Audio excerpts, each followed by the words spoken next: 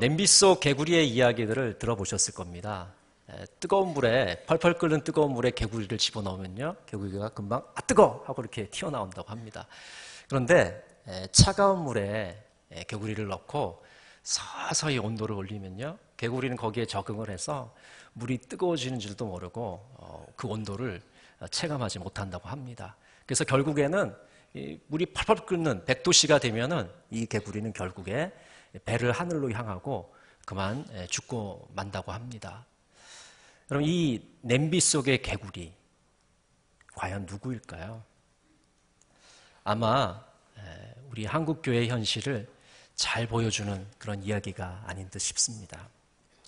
많은 사람들이 한국교회의 위기를 말하고 있습니다.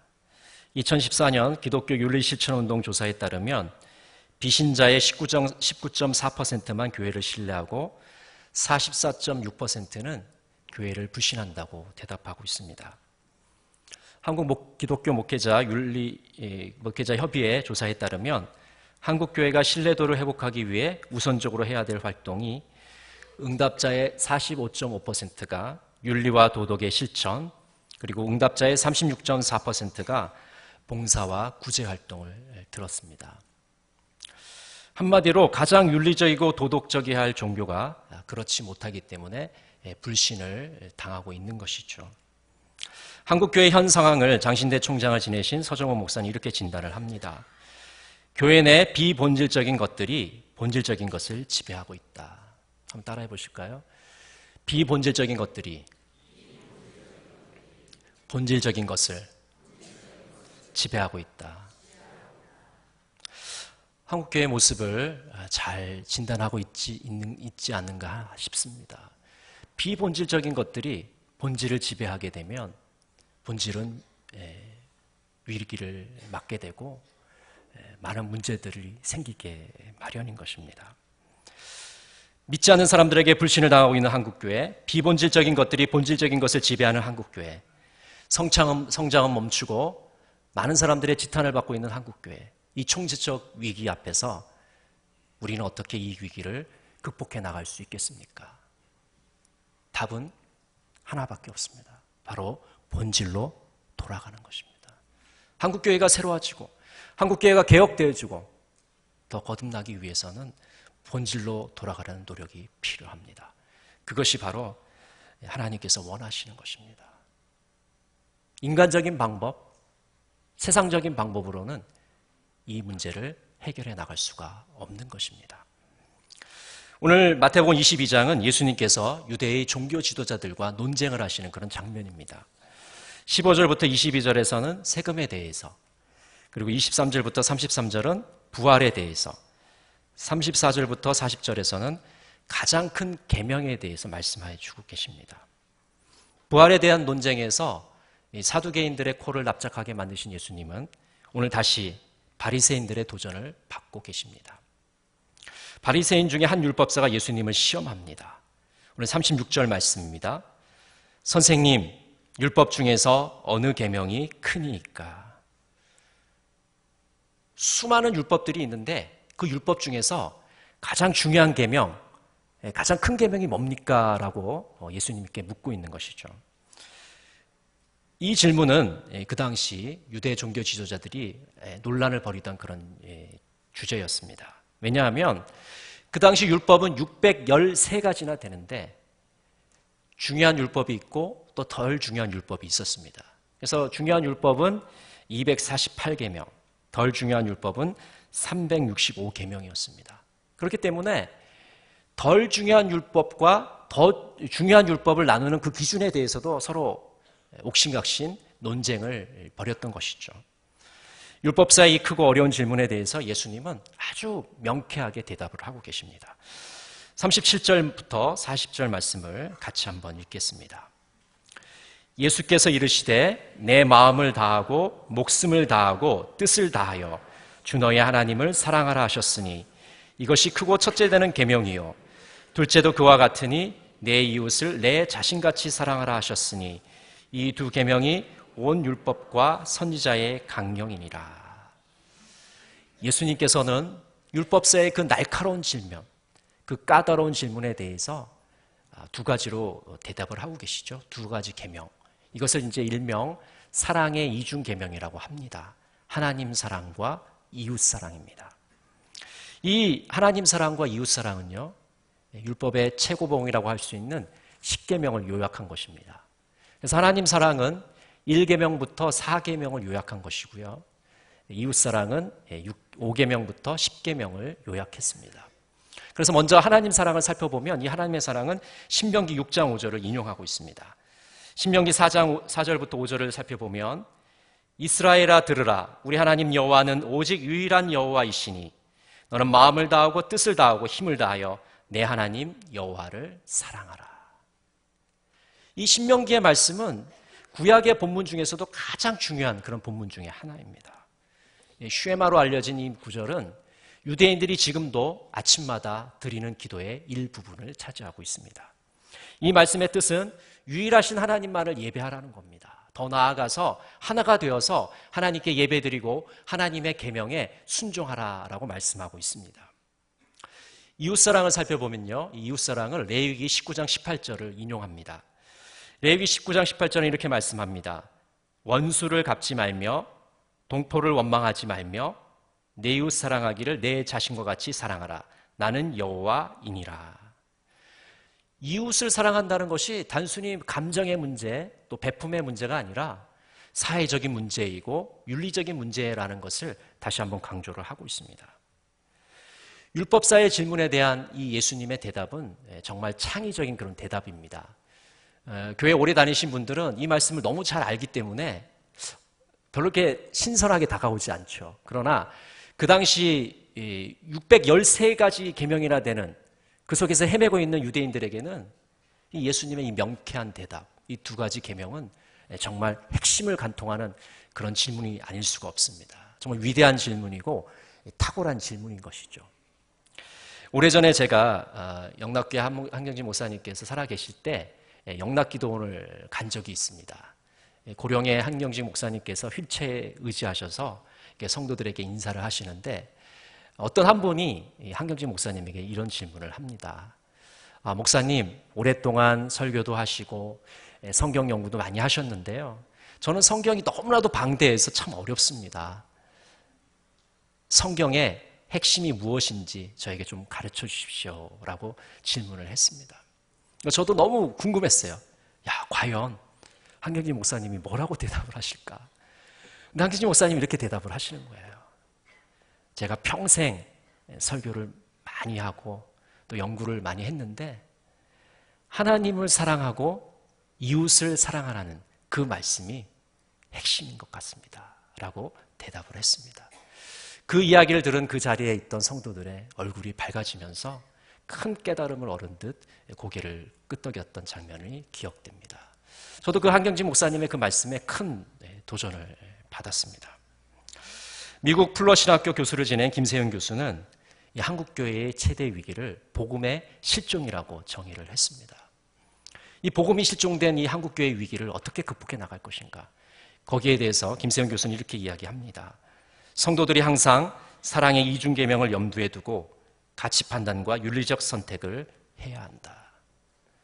그러니까 예수 믿는 사람들이 윤리적인 선택, 도덕적인 그런 실천을 할 때 항상 그 머릿속에 뭘 가지고 있어야 됩니까? 이 사랑의 이중계명을 염두에 둬야 된다는 겁니다. 우리의 머릿속에 하나님 사랑과 이웃 사랑이라는 이 계명을 머릿속에 새겨놓고 우리의 삶을 살아가야 한다고 말하고 있는 것입니다.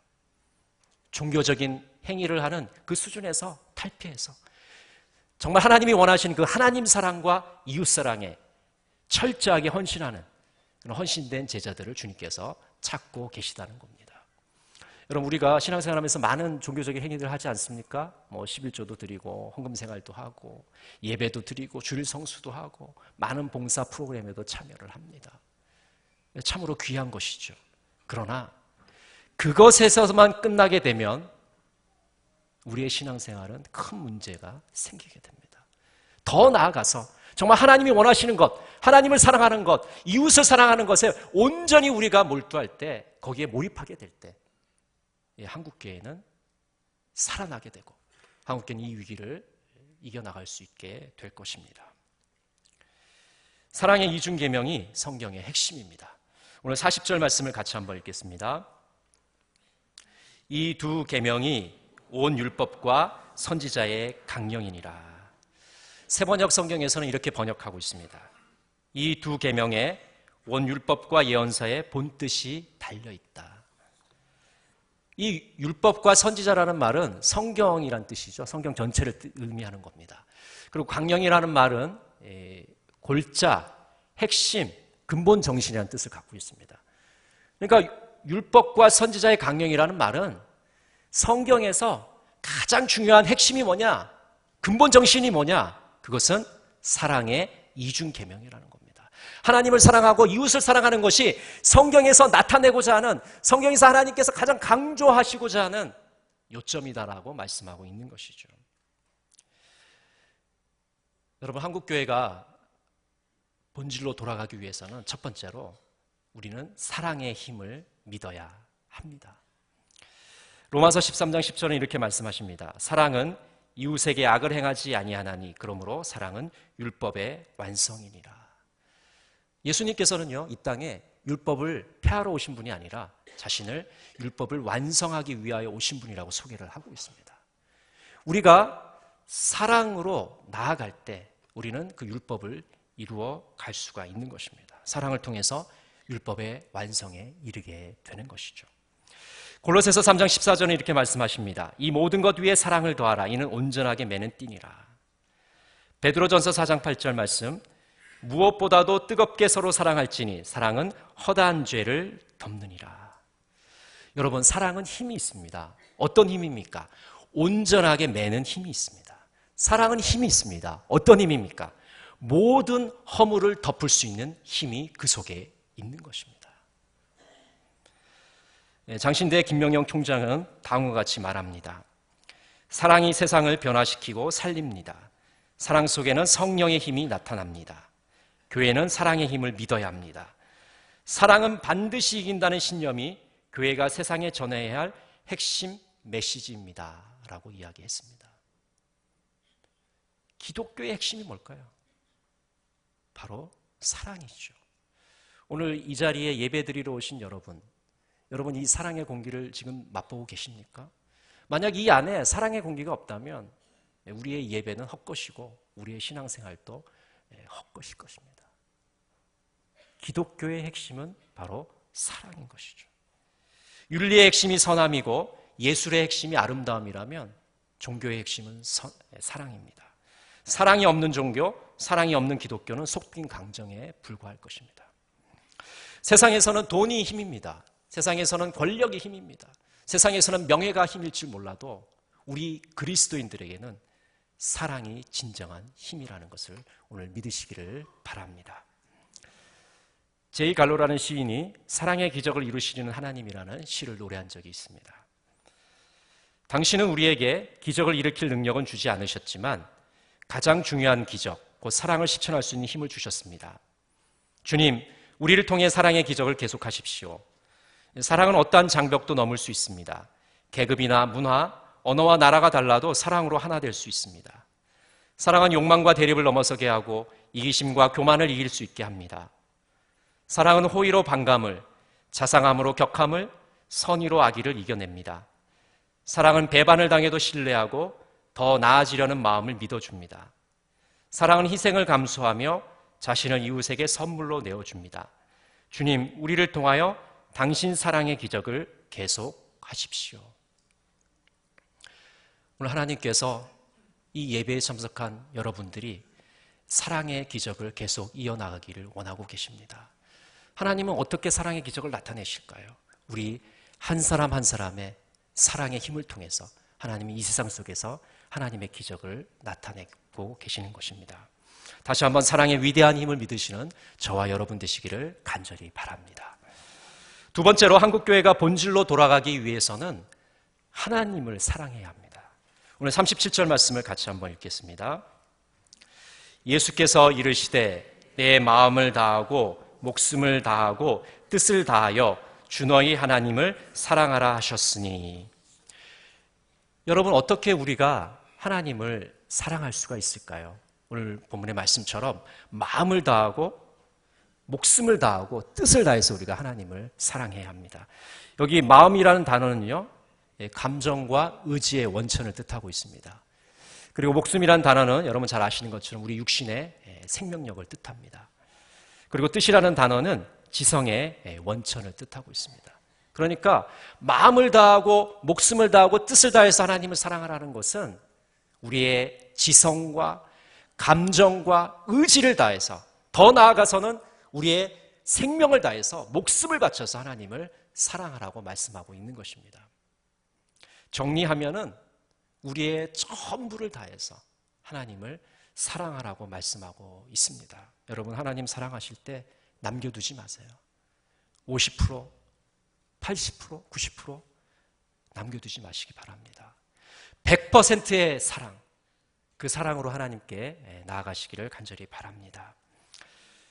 유진 피터스는 메시지 성경에서 이 구절을 이렇게 번역했습니다. 열정을 다하고 기도를 다하고 지성을 다해서. 열정을 다해서 하나님을 사랑하라는 겁니다. 정말 예수님이 하신 것처럼 그 땀방울이 핏방울이 되듯이 그렇게 기도하라는 거예요. 그런 기도의 마음으로 하나님을 사랑하라는 것이죠. 내가 가진 그 지성을 다해서, 나의 배움과 나의 모든 지식을 다해서 하나님을 사랑하라고 말씀하고 있습니다. 성 프란치스코가 세상을 떠나게 되었습니다. 스승의 죽음을 눈앞에 둔 제자들은 하염없이 눈물을 흘렸습니다. 그런 제자들의 모습을 보면서 프란치스코가 물었습니다. 어째서 그렇게 슬퍼하고 있느냐? 선생님, 너무 섭섭합니다. 서운합니다. 프란치스코가 이렇게 질문했습니다. 내가 얼마나 더 살면 좋겠느냐? 그러자 제자가 대답했습니다. 선생님, 지금까지 사신 것만큼 사셨으면 좋겠습니다. 그건 욕심이다. 얼마나 내가 더 살았으면 좋겠느냐? 예, 선생님, 1년 정도 더 사셨으면 좋겠습니다. 또 다른 제자에게 질문했습니다. 내가 얼마나 더 살았으면 좋겠느냐? 예, 일주일만 더 사셨으면 좋겠습니다. 마지막으로 사랑하는 제자에게 질문을 합니다. 내가 얼마나 더 살았으면 좋겠느냐? 예, 선생님, 1시간만 더 사셨으면 좋겠습니다. 그 1시간에 뭘 하려고? 제자가 이렇게 대답합니다. 그 시간이 허락된다면 선생님과 함께 찬송을 하면서 하나님께 한 번 더 경건하게 예배를 드리고 싶습니다. 하나님을 사랑하는 일은요, 하나님께 예배 드리는 일에서 시작이 됩니다. 오늘 여러분께서 지금 하나님께 예배 드리는 이 시간이 바로 하나님 사랑의 출발점이심을 믿으시기를 바랍니다. 영과 진리로 우리가 예배 드릴 때 하나님은 이 예배를 기뻐 받아 주실 것입니다. 세 번째로 한국교회가 본질로 돌아가기 위해서는 하나님 사랑이 이웃 사랑으로 표현되어야 합니다. 오늘 39절 말씀을 다시 한번 같이 읽겠습니다. 시작. 둘째도 그와 같으니 내 이웃을 내 자신과 같이 사랑하라 하셨으니. 하나님 사랑과 이웃 사랑은 분명 다른 것이죠. 구별이 됩니다. 하나님을 사랑하는 것과 이웃을 사랑하는 것은 그 대상이 분명 다른 것이죠. 그러나 앞서 말씀드렸듯이 이것은 동전의 양면과 같습니다. 하나님 사랑과 이웃 사랑은 구별은 되지만 분리되지는 않습니다. 떨어질래야 떨어질 수 없는 것이 바로 하나님 사랑과 이웃 사랑인 것입니다. 요한일서 4장 20절은 이렇게 말씀하십니다. 누구든지 하나님을 사랑하노라 하고 그 형제를 미워하면 이는 거짓말하는 자니 보는 바 그 형제를 사랑하지 아니하는 자는 보지 못하는 바 하나님을 사랑할 수 없느니라. 여러분, 하나님을 사랑한다는 것을 우리가 어떻게 증명할 수 있을까요? 요한일서의 말씀처럼 나와 가까이 있는 사람들, 내 형제 자매들을 사랑할 때 비로소 하나님을 사랑한다고 말할 수 있을 것입니다. 하나님의 사랑이, 우리가 하나님에 대한 그 사랑이 우리 형제 자매들에게 나타나지 않으면 하나님을 사랑한다는 것은 거짓말에 불과하다고 말씀하고 있습니다. 야고보서 2장 8절은 이렇게 말씀합니다. 너희가 만일 성경에 기록된 대로 내 이웃 사랑하기를 내 몸과 같이 하라 하신 최고의 법을 지키면 잘하는 것이거니와. 이웃을 사랑하는 것이 최고의 법을 지키는 것이다 라고 말씀하고 있습니다. 하나님께서는 이웃 사랑을 통해서 이 최고의 법을 지키시기를 우리 모두에게 요구하고 계시는 것입니다.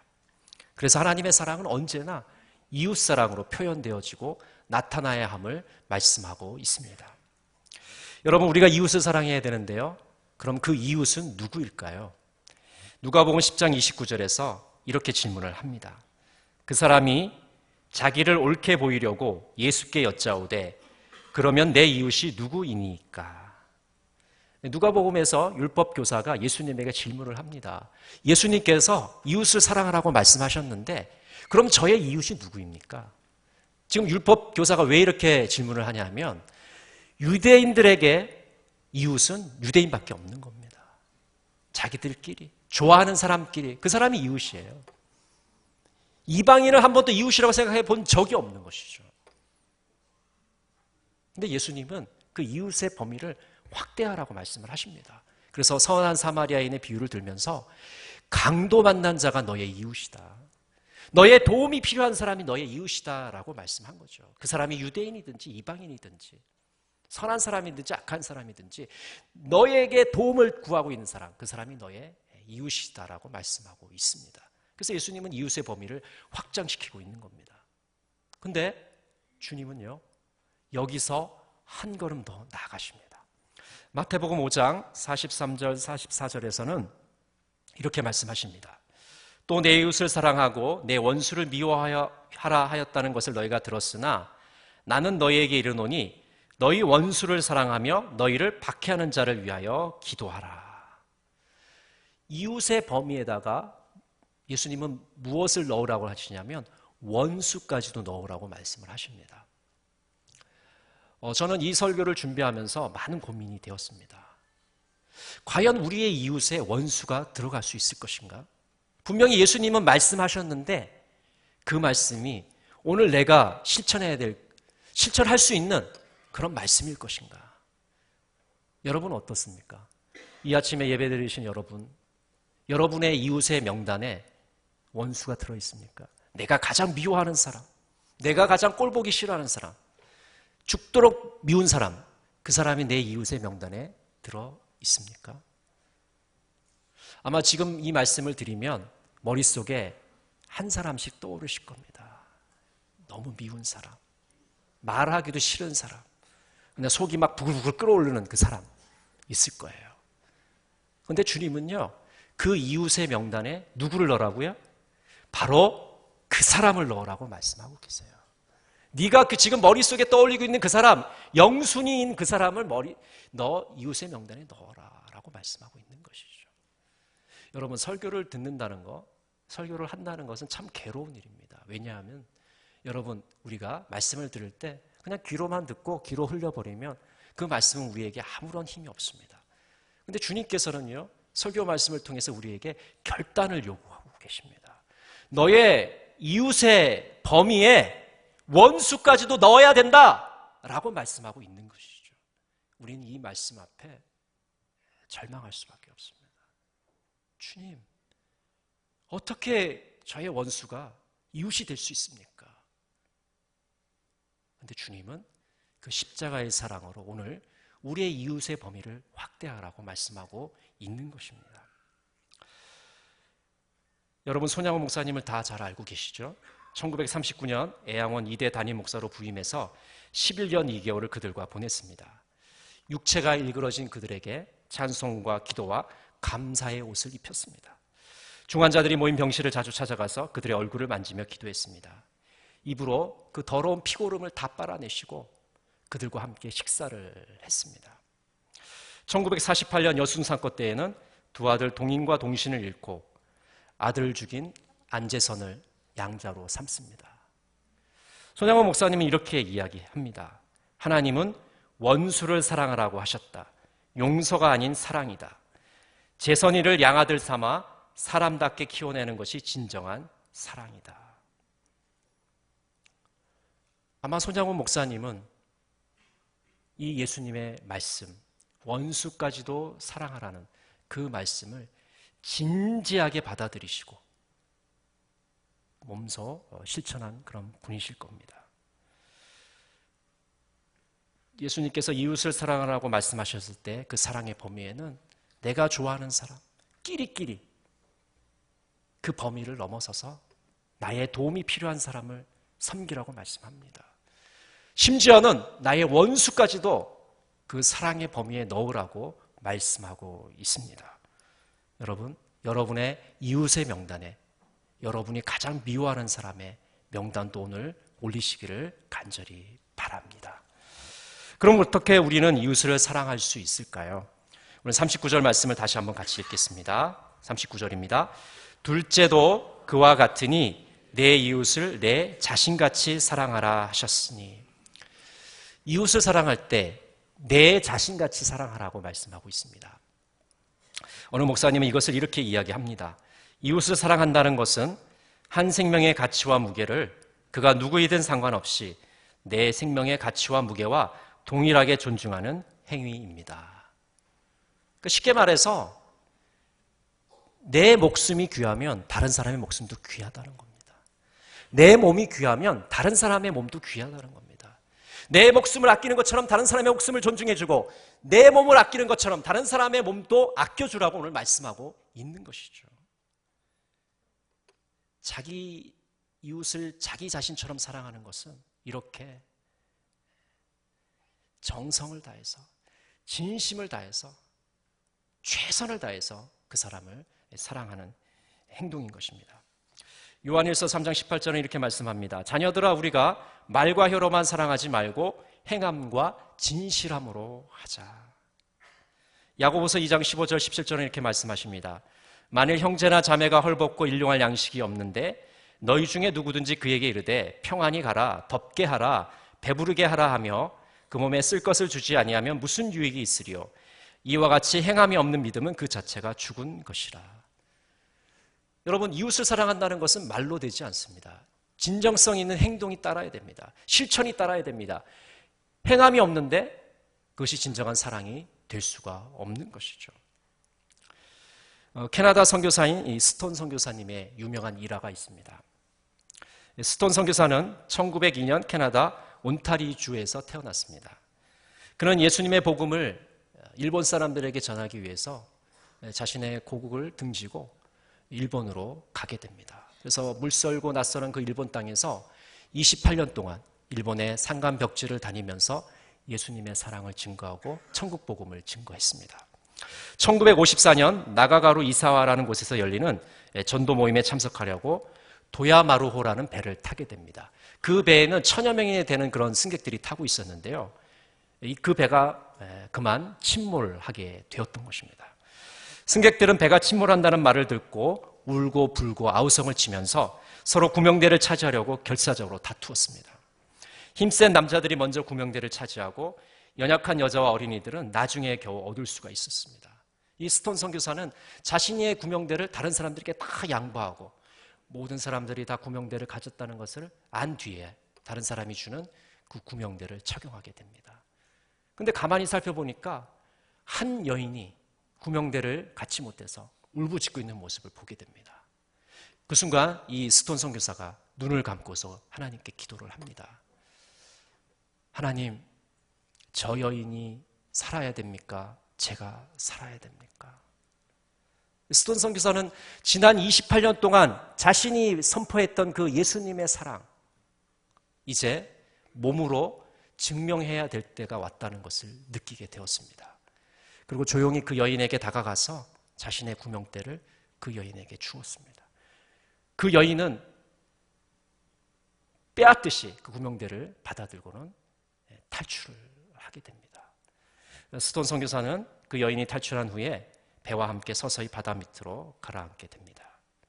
그 여인은 죽은 목숨과 다름없었던 자기를 살려준 사람이 백인 선교사였다는 것에 큰 감명을 받게 됩니다. 동족들은 저마다 자기만 살겠다고 아귀다툼을 벌였는데 피 한 방울 섞이지 않은 백인이 자신을 구해준 것에 대해서 진심으로 감사를 했습니다. 현재 일본의 산 누가와에는 스톤 선교 신학교와 스톤 기념관이 세워져서 지금도 그곳을 찾는 사람들에게 많은 감명을 주고 그들의 심금을 울리고 있다고 합니다. 이처럼 스톤 선교사는 하나님의 사랑을 이웃사랑으로 나타낸 그런 분입니다. 말이 아니라 몸으로 그 사랑을 나타낸 분이라고 할 수가 있습니다. 여러분, 한국교회는요, 지금 끓는 난비 속에 있는 개구리와 같습니다. 점점 파국이 가까이 오고 위험이 가까이 오는데 그것을 감지하지 못하고 평안하다, 좋다고 생각하고 있다는 것이죠. 이 위기를 극복할 수 있는 유일한 방법은 본질로 돌아가는 것입니다. 사랑의 이중계명을 실천하는 것입니다. 하나님을 사랑하고 이웃을 사랑하는 것을 우리가 실천하는 길일 것입니다. 여러분, 우리가 본질로 돌아가면 한국교회는 소망이 있습니다. 희망이 있습니다. 오늘 이 아침에 예배드리는 여러분들, 이 하나님의 소망과 희망을 가슴에 품으시고 하나님께 나아가시는 하루가 되기를 간절히 바랍니다. 기도하겠습니다. 하나님, 비본질이 본질을 지배하는 이 위기의 상황 속에서 다시 한번 주님의 은혜를 간구합니다. 본질로 돌아가게 해 주십시오. 하나님 사랑과 이웃사랑의 삶을 통해 건강하고 아름다운 한국교회가 되게 해 주십시오. 예수님의 이름으로 기도합니다. 아멘.